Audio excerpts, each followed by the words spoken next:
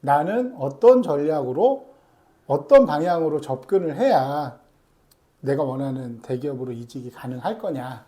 이제 그 부분에 대해서 이야기를 한번 해보겠습니다.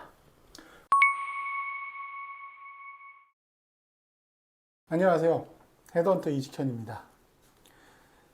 제가 이직 컨설팅을 진행을 하는데 이제 많은 분들이 이직이나 뭐 이제 커리어 관련돼서 질문들을 많이 하세요. 이제 그 중에서 좀 공통적으로 자주 나오는 질문 중에 하나가 뭐냐면 아마도 많은 분들이 이 부분에 대해서 고민을 하실 거라 생각을 합니다. 그러니까 현재 내가 다니고 있는 기업은 뭐 중소기업, 조금 규모가 작은 기업인데, 근데 나는 차후에 대기업으로 이제 이직을 하고 싶다. 그래서 그러려면 뭐 어떻게 해야 되는 거냐, 뭐 가능성은 있는 거냐, 뭐 그런 거 여러 가지에 대해서 질문을 하세요. 그러니까 당연히 어떤 의미에서 보면은 가질 수 있는 이제 의문이기도 하고, 당연히 이제 가고 싶은 경우가 많겠죠. 아무래도 뭐 솔직히 말씀드려서 유튜브나 어디를 검색을 해보더라도 대기업이 좋은 이유 뭐 이런 관련된 글이나 영상이 이제 많이 올라오기도 하고, 저 같은 경우도 대기업에서 근무를 해보고 좀 작은 데서도 해보다 보니까 이제 대기업이 좋은 점은 분명히 존재를 합니다. 뭐 정이 없고 시스템에 맞춰서 가고 뭐 칼 같고 계산적이고 이런 거를 다 장단점을 감안을 하더라도 뭐 당연히 많은 분들이 대기업에서 일을 하는 거를 원하실 테니까요. 이거를 어떻게 보면 이제 뭐 학교도 비슷하죠. 대부분 사람들도 뭐 스카이도 가고 싶어 하고, 스카이가 조금 어려우면 뭐 서성한이든 이렇게 학교도 이제 가능하면 서울의 중상위권 대학을 나오기를 원하잖아요. 그걸 위해서 다들 열심히 공부하고 노력하고 이제 하는 부분이니까. 그런 사람들, 원하는 사람은 많은데 자리는 많지 않은 거죠. 그럼 결국엔 이거는 이제 경쟁을 통해서 이제 그 자리를 차지하는 일이 되는 거죠. 그러니까 결국에는 그 적합한 자격을 갖춰야 되는 거고, 그 회사에 그 직무를 하기 위해 내가 어떠한 역량을 키워야 되는지, 그에 맞는 이제 스펙을 갖는 것도 필요한 일이 될 겁니다.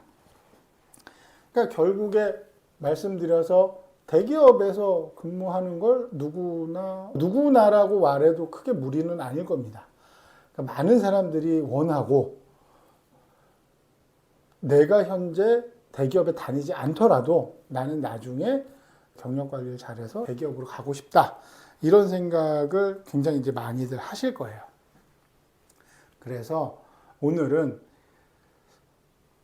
중소기업에서 뭐 중견이나 뭐 대기업으로 넘어가는데 이게 과연 현실성이 있느냐, 좀 가능은 한 이야기냐, 이제 그거에 대해서 먼저 말씀을 드리고, 그 다음에는 진짜 만약에 내가 그렇게 하고 싶으면 나는 어떤 전략으로 어떤 방향으로 접근을 해야 내가 원하는 대기업으로 이직이 가능할 거냐, 이제 그 부분에 대해서 이야기를 한번 해보겠습니다. 그럼 이제 첫 번째로, 중소기업에서 대기업 가는 거 어렵다고들 많이 생각을 하시죠. 그리고 실제로도 쉽지는 않습니다. 이제 제가 헤드헌터 업무를 하다 보면 이제 기업에서 어떤 이제 포지션이 이제 필요한 거죠. 어떤 포지션에 일할 사람이 필요하면 이제 그 사람이 어떤 일을 했어, 어떤 조건을 갖춰줬으면 좋겠다, 이런 식으로 저희한테 의뢰가 들어옵니다.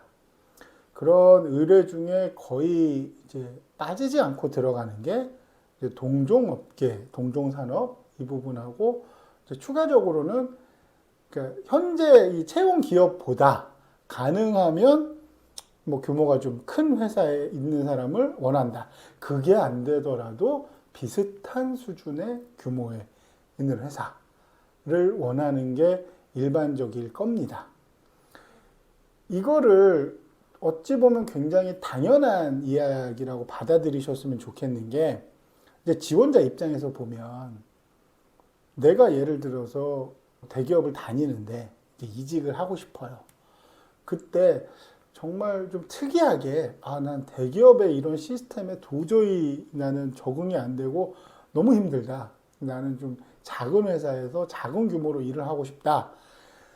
이렇게 본인만의 확고한 생각을 갖고 있는 사람을 제외하고는 아마 대부분 대기업을 다니시는 분들은 이직할 회사로 대기업군을 생각하는 것처럼 채용 기업 입장에서도 마찬가지라는 거죠.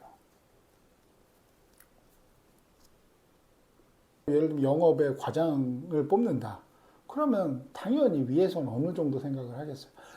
우리랑 비슷한 아이템을 하고 최소한 우리보다 좀 더 선두 기업, 좀 더 규모가 크고 많은 업무를 해본 다양한 업무 아니면 뭐 뎁스를 굉장히 깊이 있게 업무의 전문성을 높이는 방향이든 어찌됐건 그런 방향으로 사람을 원할 거란 말이죠.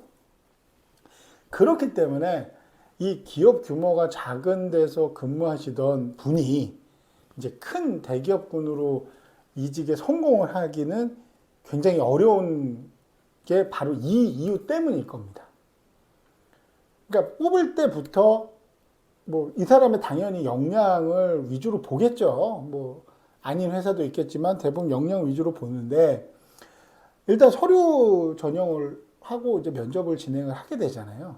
그러면 서류 전형에서 내가 가진 역량을 아무리 이제 굉장히 잘 드러내는 핵심 역량을 잘 드러내고 뭐 한다고 하더라도 그 사람이 현재 재직하고 있는 회사가 어디냐, 어느 정도 규모의 회사냐, 이게 솔직히 무시할 수 있는 상황은 절대로 아닐 겁니다.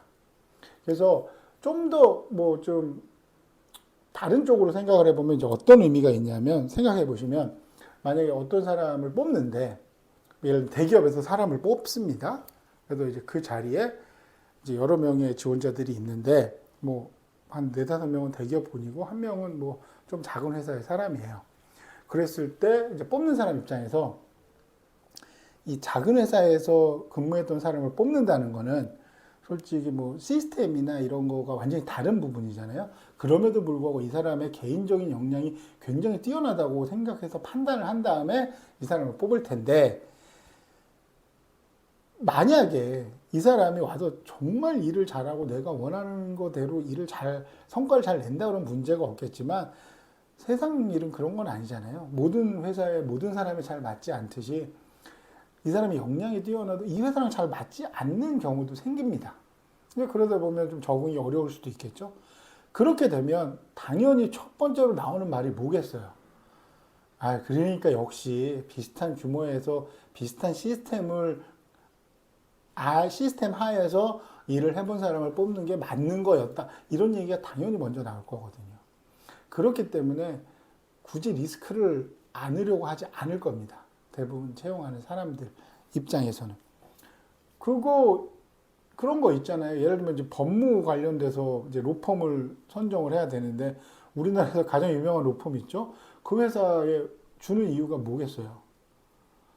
누구 말한 대로 그 회사에 줬다가 잘못되면 그거는 담당자의 책임이 아니죠. 아니, 넘버원 로펌에 줬는데도 안 됐으면 이거는 뭐 담당이 문제가 아니라 뭐 사건 자체가 이길 수가 없는 사건이다. 뭐 이런 식으로 해가지고 결국에는 담당자 입장에서는 책임을 질 소지가 굉장히 줄어들게 되는 거죠. 근데 뭐 만약에 잘 모르는 작은 중소 로펌에 의뢰를 했다가 지게 되면 당연히 그 말부터 나올 거 아니에요. 이게 완벽하게 똑같은 케이스는 아닙니다만 비슷한 생각을 가진 사람들은 분명히 있다라는 거죠. 그리고 대기업군하고 중소기업군은 제가 경험해 본 바로는 업무하는 프로세스나 시스템 자체가 차이가 굉장히 큽니다. 굉장히 뭐 대기업은 세분화되어 있고 전문화되어 있고 뭐 이쪽은 그렇지 뭐 여러 가지 할 일이 업무 스코프이 굉장히 넓고 이런 가장 기본적인 거를 제외하더라도 이제 회사의 규모에 따라서 같은 일을 하더라도 같은 비즈니스를 한다고 하더라도 이게 진행되는 스피드도 다르고 진행될 때 어느 정도 담당자가 권한을 갖느냐도 다르고 여러 부분에서 굉장히 다르기 때문에 업무 프로세스를 적응하고 파악을 하는데 이게 규모가 달라진다라고 하면 조금 시간이 오래 걸리고 좀 어려울 수가 있습니다, 분명히. 예를 들면 뭐 큰 기업에서 큰 기업으로 갔을 때는 비슷하거든요. 일하는 경우들이. 그렇게 적응하는데 어렵지는 않을 겁니다. 그래서 이러한 이유 때문에 현실적으로 그러니까 중소기업, 좀 작은 기업에서 이제 큰 기업으로 이직에 성공하는 경우가 많지 않다는 말씀을 먼저 드리는 거죠. 그러니까 이 말씀을 드리는 이유는 예를 들어서 난 이제 좀 큰 기업으로 가고 싶은데 쉽지가 않다라고 했을 때 왜 쉽지가 않은지 좀 현실적인 이유를 내가 알고 있어야 이게 정말 어렵구나. 그러면 이 어려운 일을 내가 하기 위해서 난 어떻게 하는 것이 좋은가. 이런 식으로 좀 건설적인 방향으로 발전을 할 수가 있잖아요. 근데 이렇게 이유를 모르면 세상에서 제일 답답한 게 뭐가 일이 잘 안 됐을 때 왜 안 됐는지 원인을 모르면 되게 답답하거든요. 그래서 이제 그런 원인이 그런 데서 기인한다. 이 채용 과정에서 기인한다라는 거를 좀 알아두시면 이직 과정에서 뭐 좀 불합격이나 이런 거를 받으셨을 때 조금 스스로 이제 자책하실 필요 없이 자존감을 유지하면서 이제 앞으로 더 나아갈 수 있는 방향으로 가실 수가 있다. 그런 의미에서 오늘 제가 이 이유를 말씀을 드리는 겁니다. 그래서 다음에는 이제 실질적으로 그러면 가고는 싶은데 좀 어렵다. 오케이. 인정한다. 그럼 나 이제 어떻게 접근을 해야 좋은가? 이제 그거에 대해서 말씀을 드리겠습니다.